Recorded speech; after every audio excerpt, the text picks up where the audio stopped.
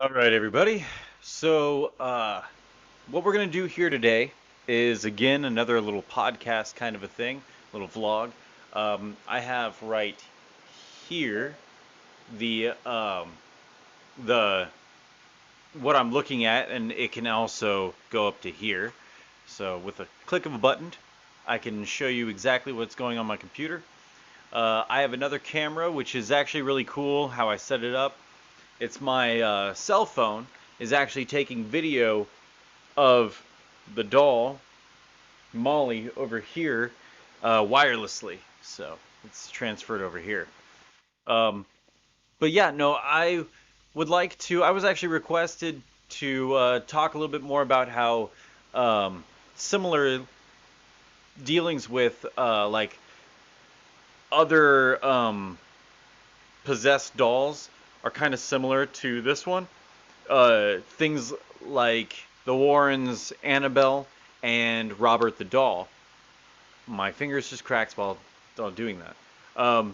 And so I wanted to go over how they kind of correlate and little similarities and stuff, and some of the things that the Warrens believe and what they don't believe. So, first of all, let's talk about the Warrens. So, they believe that ghosts and everything, their belief system is based entirely on nothing but religion. Religion is everything. They actually have, Lorraine actually said famously that if you don't believe in God, that it's easier for you to become affected by ghosts, demons, possession, all of that. So, belief system is a huge deal, and God protects you from the bad stuff. So that's just something that they believe, and and such. Let me move on. So this is a little bit what you can see. This is actually the true Annabelle. I mean, of course, this is what they did in the movie, but this is the true Annabelle. Um, the weird thing about Annabelle is she doesn't necessarily have malicious intent. All of the stories around Annabelle never result in people dying or getting hurt, really hurt or anything. So why the Warrens believe that there was a demon inside of her, I'm not 100% sure. I couldn't find anything that says, "Oh yes, demon, demon, demon." They do believe that it is a demon, and I'm gonna go in. I'll talk more about the demon thing here in a little bit, but uh, judging on what they believe about demons, I don't see why they would think that there's a demon in this doll.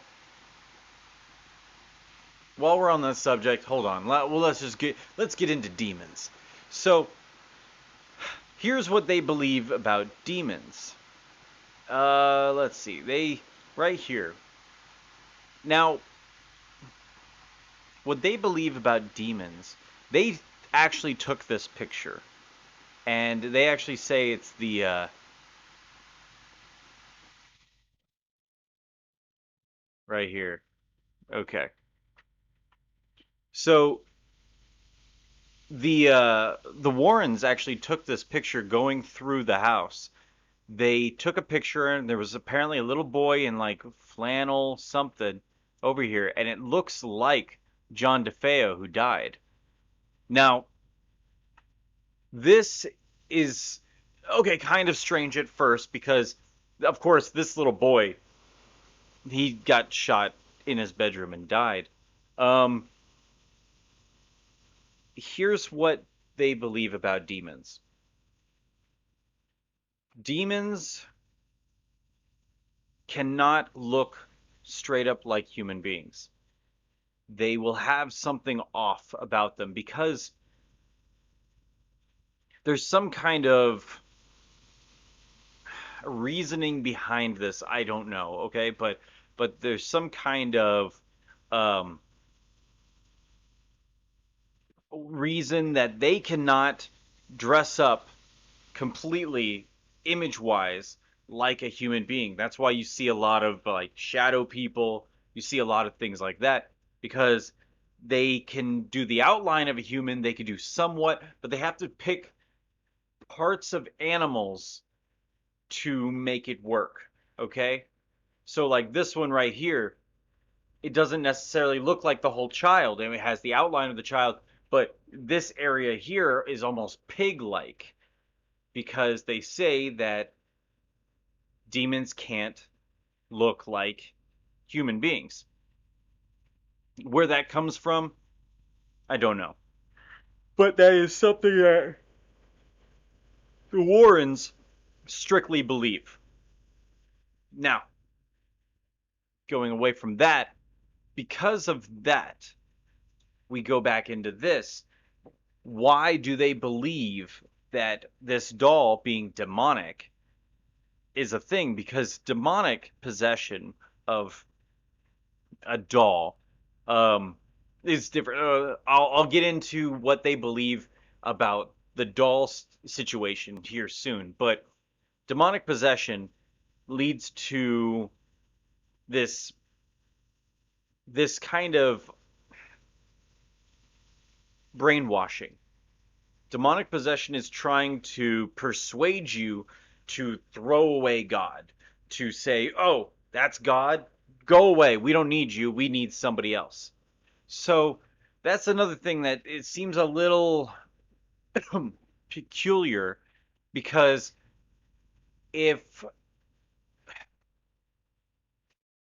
this demon is in Annabelle, the doll, and is trying to make people believe it's good, that's different. That makes a lot of sense. It's trying to make sure people think, "Hey, go against God." That's what the demon kind of mentality is supposed to be. So this ever hurting anybody is complete contradiction to what this demonic force is trying to do. So that just being said, why they believe it's a demon uh, is mainly because Lorraine, she said she feels it, she felt it. So that makes sense, I guess. Uh, Now there is one similarity between this and the Robert the Doll one, and I'm going to get into that in just a second. The similarity being this: Robert the Doll, if you go to it, and here's Robert the Doll, real quick, ba ba ba ba ba, images. So Robert the Doll, this guy here, they say if you walk up to him and you try to be mean or rude to it, even in a picture, bad things, terrible things will happen to you. Absolutely horrific things will happen to you. Um, that's it's interesting. It's an interesting take. Um, Not necessarily. I mean, it's actually a pretty big doll if you notice this. I mean, look how big this thing is. Oops. I mean, this thing's pretty big. But Robert the Doll is actually a good kind of a good spirit, meaning unless you go up to it and you show some animosity or challenge it, will you be hurt? Now that kind of is saying how many people visit this thing because I mean they they say it could be years down the line something bad will happen. Well, that's like an absurd Notre Dame kind of prediction, you know? Hey, in 500 years you might die. So it is just it does seem kind of a little absurd, but at the same time, this happens along with Annabelle. Annabelle has this one right here. She actually has someone came up to her and was doing the same thing. They were like, "I'm going to disrespect you," and they were saying a lot of things. And what happened? She did something to him that when he was leaving about 3 hours down the road, a car wreck happened and he died right after disrespecting her. So uh, it's a little unnerving. But sorry, I looked to my left because I think what it is these lights. You know, you start talking about these things and you're staring into their eyes, and you're like, okay. You hear also stories that if you stare into their eyes, really bad things will happen, or like part of them could come into your house and possess you. But no, I was looking at it, and I have some of these lights right here, and I'll show you. Yeah. See, I have this light, literally. See, here's me, literally right there in my face, and it looked like some kind of shadow was right there in the little hallway while I was talking about this. You kind of saw where Molly was in conjunction with everything. But no, the thing is, where was I getting? So yeah, the doll hurting people, which it seems a little coincidental. Again, like I said with the Robert the Doll guy, how many people have visited and how many people have done certain things, and how often are they in some kind of peril or hurt from it. I'm not 100% sure. So you can't really always go by those claims. Now, we're going to go on a little bit. Before I get into too much about the doll, I kind of want to go a little bit about what the Warrens, I was going to say Lorraine, what the Warrens believe. Okay? This is more kind of stuff that is in their um uh I just lose the thing. Their museum. Their haunted museum. I don't know why I couldn't think of the word museum. I thought like zoo. I don't know why zoo popped into my head. Yeah, so this is their museum. Some of the stuff here. I don't know I don't 100% know why this. So, if you notice right here, she's kind of like crunched in there, and it's like possibly do not touch. Was that some kind of pagan, like devil thing there? Not 100% sure about that. I mean, this is kind of creepy. You got like maybe a little mask back here. I mean, it does kind of resemble some kind of um, very cheaply done like Halloween place or something, you know? Uh, but it is interesting because they say that now when I say they, I mean the Warrens. They say that dolls or objects are kind of like walkie-talkies. Okay. Now, of course, they call it a conduit and all this stuff, and I'm gonna break it down to a smaller analogy for you all. So, with a walkie-talkie, how does it work? A walkie-talkie, you speak into it, and you hear my voice on the other end. Blah blah blah, blah blah blah. Kind of a thing. Now, what they believe is that you take a doll, you take some kind of thing, and you say, "Hey, this is like a walkie-talkie."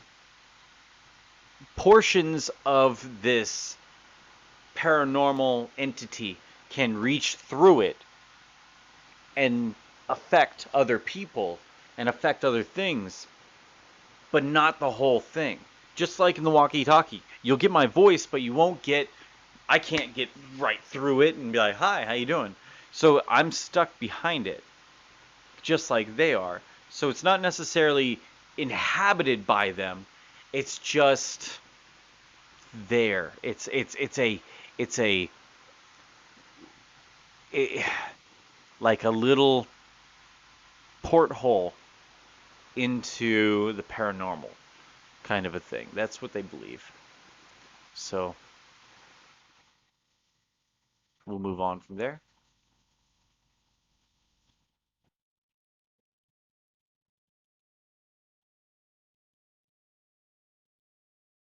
Let's see. I'm trying to get down to, yeah. See, a couple of these things.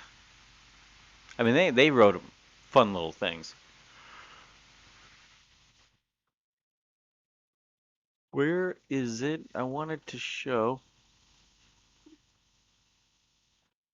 See, some of what they had there is a little strange because they'll have like a little skeleton hand. They'll have this. It almost seemed like against, what you would actually believe as a real museum, and it seems like it was just there to make you scared, like to frighten you or creep you out. I mean, look at this. There's a little, just a little thing there where it's, hey, this is a skeleton hand, and this is a mannequin hand. I don't know.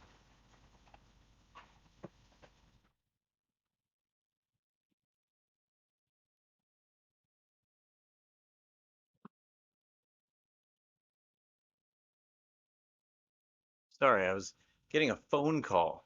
I had to walk away for a moment because I was getting a phone call. I had to, the little camera was going off. I had to just hit the button to stop. Okay, let's move on. So yeah, look at this. So we have here, like, we have a weird mask. We have a little angel thing. I guess this is a candle. So you have some of these weird things that don't necessarily scream that. I don't get why these would be conduits, but then again, a thing that they talked about is it would try to be unassuming things to be conduits. They didn't want uh, things that you would uh, easily go, hey, of course that's a, you know, possessed item. So I think that's, I guess, part of the lore is demons have some kind of intelligence. I'm not 100% sure about that, but um, these are all somewhat uh, ghostly objects. I'm not 100% sure about any of these, about their little origins. It's very difficult to get through to the origin of a lot of these things.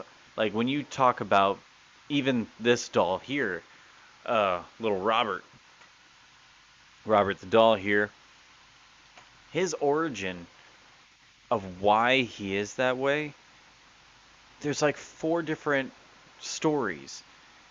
One story is trying to say, hey, it's a little girl who had this happen or that happen, and then another one that's a little boy, and another one it's a little this and that. No, nobody has the actual story, and that's the thing that's really confusing. Even with the Annabelle one, nobody has the full story.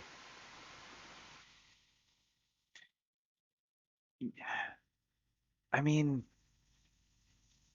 you read about these things and it's like, oh, let me tell you something that they did weird. It just doesn't seem like a real demon. Okay, let's talk about this. So, the Warrens believe demons are trying to convince us the absence of God. They're trying to make God go away.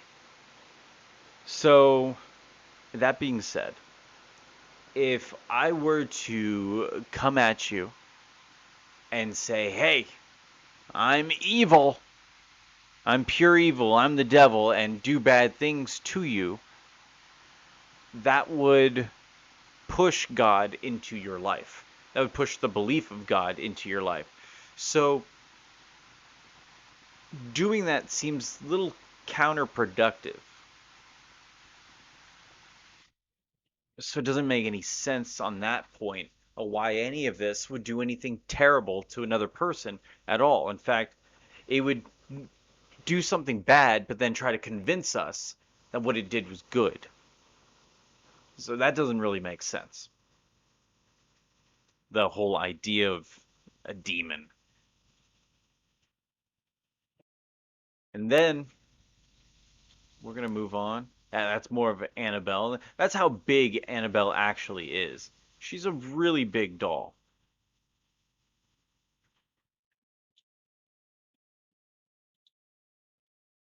It's the ghost boy. And the weird thing about this, I mean, I want you to really pay attention. They didn't have Photoshop back then. How would you have gotten the white eyes?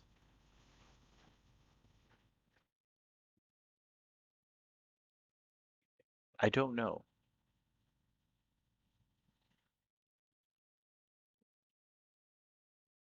Kind of staring. Others believe that images of Paul Sylvester working with the Warrens the night that the photo was taken. The white eyes could have been caused by the infrared film. Dozens of websites have set out to prove or disprove the Amityville ghost photo. Most people have yet to convince one way or the other, thus allowing the infamous photo to continue to cast its spell. Okay, let's see. Okay, so infrared film. Let's actually see what that does.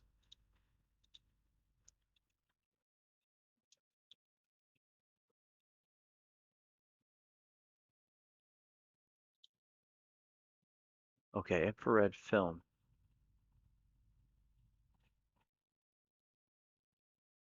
I want to see people.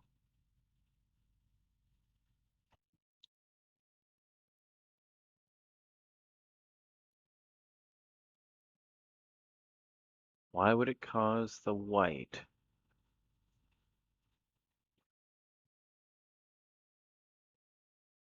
Show me the white eyes.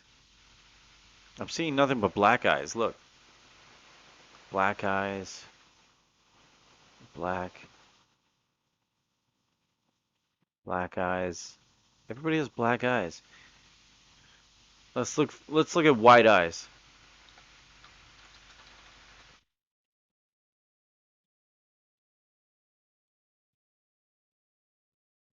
Infrared film. Show me white eyes.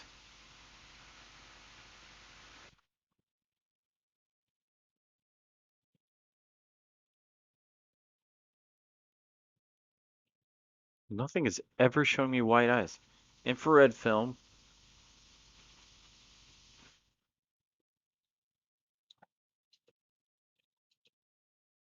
Uh, light flare.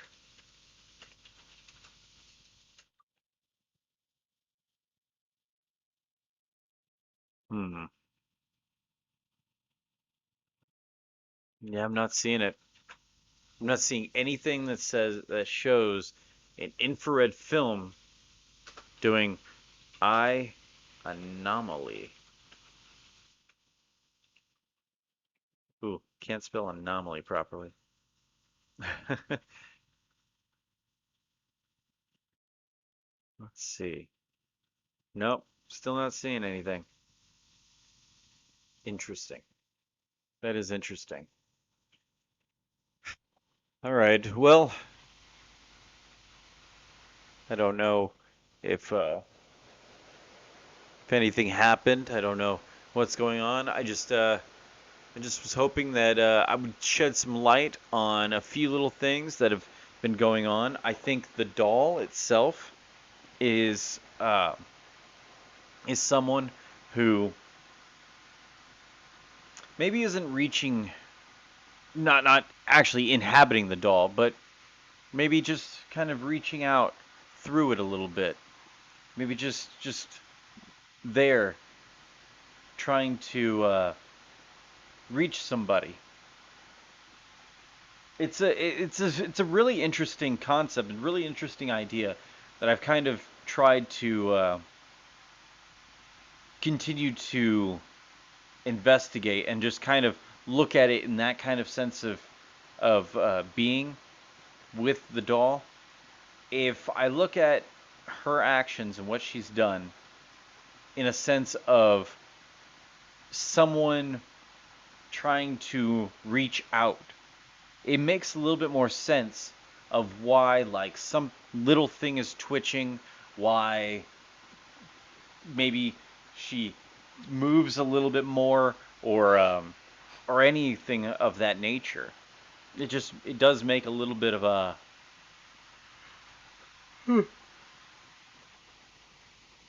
little bit more of a cohesive narrative behind the paranormal activity, because I'm always looking for what makes more sense.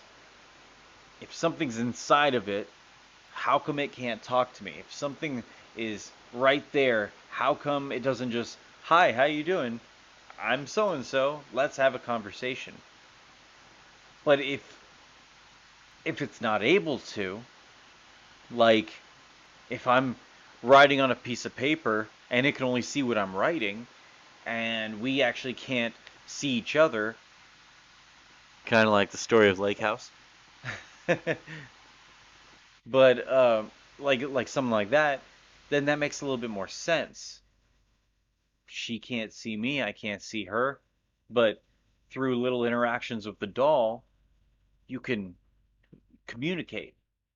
Maybe that's what's going on. Maybe that's what most of this is happening here.